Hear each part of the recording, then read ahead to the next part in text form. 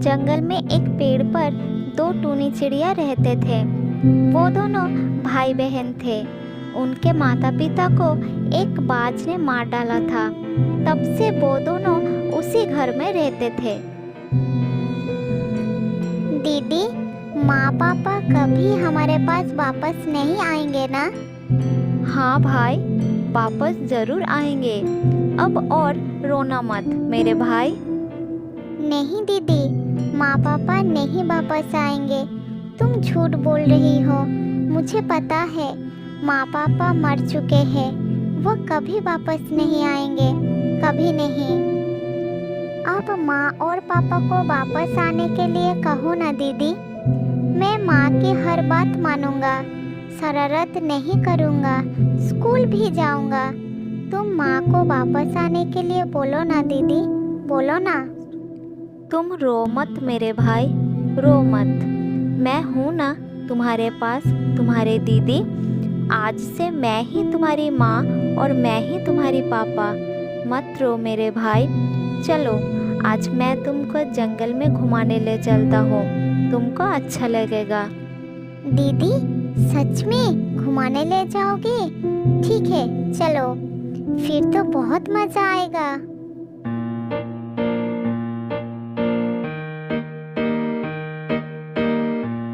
टूनी और उसका भाई जंगल की ओर निकल गए। घूमते घूमते वो बहुत दूर चले जाते हैं। फिर एक जगह बैठ जाते हैं। दीदी, दीदी, उधर देखो, एक तांत्रिक बाबा बैठा है। चलो ना दीदी उनके पास। फिर टूनी और उसका भाई तांत्रिक बाबा के पास उड़ जाते हैं। वहाँ जाकर वो तांत्रिक बाबा के पास बैठ गए। बोलो बच्चों, तुम इस घने जंगल में क्या कर रहे हो? तांत्रिक बाबा, हम इस जंगल में घूमने आए थे। तब मेरे भाई ने आपको देखा और आपके पास आना चाहा। बच्चे, तुम लोग अब घर जाओ, क्योंकि तुम्हारे माता पिता तुम्हें नहीं देखेंगे तो चिंता करेंगे। तांत्रिक बाबा, हमारे माता पिता नहीं हैं। हमारे माता पिता मर चुके हैं। ओहो, बड़े दुख की बात है। सुनो, मैं तुम्हें कुछ देना चाहता हूँ। अगर तुम इसे लेना चाहते हो तो ले सकते हो। हाँ तांत्रिक बाबा, आप हमें जो देंगे हम लेंगे। सुनो बच्चों, जो मैं तुम्हें देने जा रहा हूँ वो बहुत अच्छा भी है और बहुत भयानक भी है। यदि आप इसे सुनने के बाद भी लेना चाहते हैं तो मैं इसे आपको दूंगा। हाँ तांत्रिक बाबा, हम लेना चाहते हैं। हमें और कोई डर नहीं है। ठीक है बच्चों, मैं तुम्हें एक चिराग दूंगा। उस चिराग के अंदर एक जिन है और उस जिन में बहुत चमत्कारी शक्तियाँ भी हैं। बच्चे, अगर तुम उस चिराग के अंदर के जिन को कुछ करने के लिए दे सकते हैं तो वो जीवन भर आपके साथ रहेगा। लेकिन अगर आप कोई काम नहीं दे सकते हो तो ये आपके लिए बहुत बुरा होगा। ठीक है तांत्रिक बाबा, मैं सहमत हूँ। ठीक है बच्चों, ये लो, तुम इसे लेकर घर जाओ। फिर टूनी और उसका भाई चिराग लेकर अपने घर लौट जाते हैं। दीदी, मुझे बहुत डर लग रहा है। डरो मत भाई, मैं हूं ना, कुछ नहीं होगा। तभी टूनी चिराग पर धूल देखता है और उसे हिलाता है। जैसे चिराग हिलता है और उसमें से एक भयानक जीन निकलता है। तब वो जीन टूनी को कहता है, हुकुम मेरे मालिक, मुझे बताओ कि मेरे लिए क्या काम रखा है। सुनो जीनी, हमारे भाई बहनों के लिए एक अच्छा घर बनाओ। ठीक है मेरे मालिक, ये लो।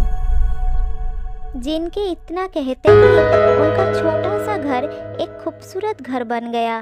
फिर जिन बोला, हुकुम मेरे मालिक, मुझे करने के लिए और क्या काम है? ठीक है जीनी, आप हमारे लिए कुछ अच्छा खाना लेके आओ। जो हुकुम मेरे मालिक, ये लो। इतना कहते ही टुनी और उसके भाई के सामने बहुत सा सुंदर और स्वादिष्ट खाना आ गया। हुकुम मेरे मालिक, मुझे करने के लिए और क्या काम है? अच्छा, अब तुम हमारे लिए ढेर सारे खजाने ले आओ। जो हुकुम मेरे मालिक, ये लो।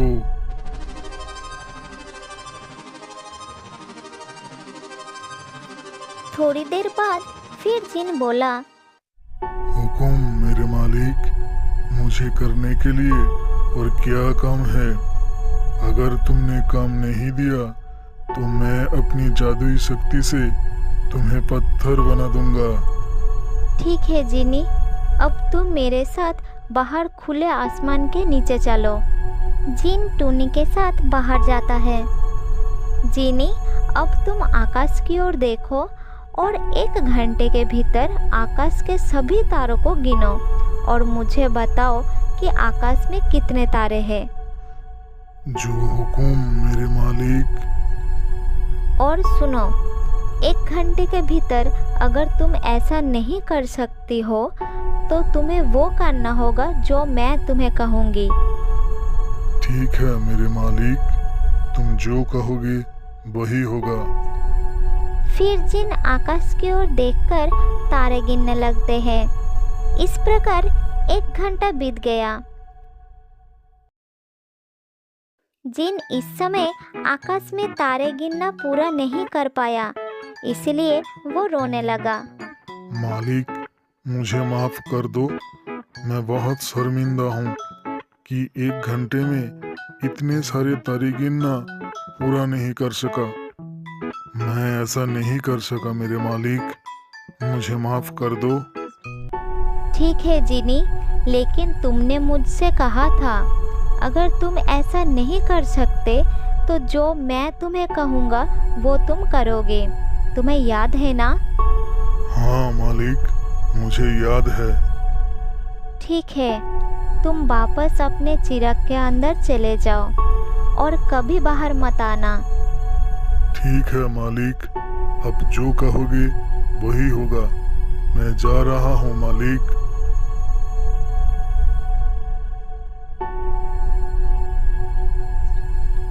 तो दोस्तों, इस कहानी से हमने सीखा कि किसी भी परिस्थिति में हमें घबराना नहीं चाहिए और परिस्थिति का सामना हिम्मत से करना चाहिए, तो जीत आपकी ही होगी।